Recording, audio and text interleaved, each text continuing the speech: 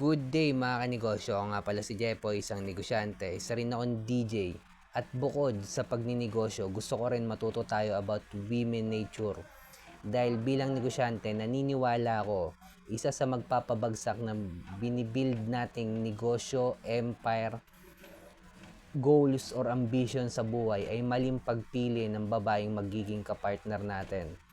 At isa sa mga iiwasan mong mapangasawa or maging kapartner mga kanegosyo, kapag yung babae may tato, lalo na butterfly pa yan or napakalaking butterfly yan, iwasan mo yan mga kanegosyo.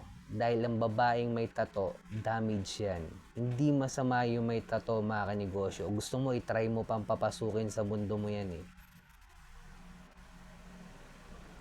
At doon mo malalaman na chaotic ang babae.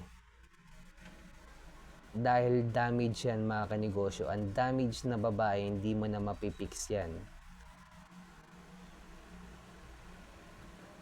Chaos lang ang madadala sa buhay mo niyan mga kanegosyo. Ikaw, kung gusto mo, dahil kaya nga sila, kaya ang ibig sabihin ng butterfly mga kanegosyo is to change. May gusto silang mabago something sa buhay nila. Kasi dumana sila ng traumatic experience. Ang babaeng nakaranas ng traumatic experience sa buhay, damage yan. Pop up ng utak niyan mga kanegosyo.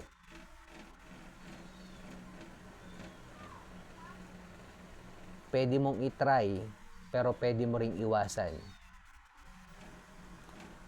Kaya mga kanegosyo,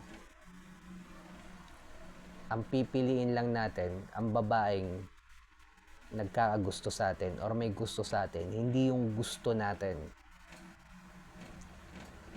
Ang lalaki, ang babae naman talaga yung pumipili sa lalaki mga kanegosyo. Gawin mo lang kapili-pili yung sarili mo.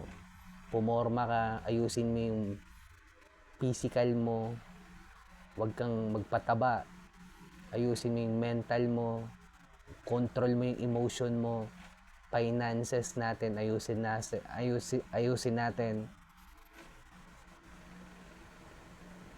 At hintayin lang natin kung sino yung pipili sa atin mga kababae, na babae. At ang pipiliin lang natin mga kanegosyo, huwag na yung may tato. Kaya mo na mapunta sa iba yan. Ingat tayong lahat. Peace.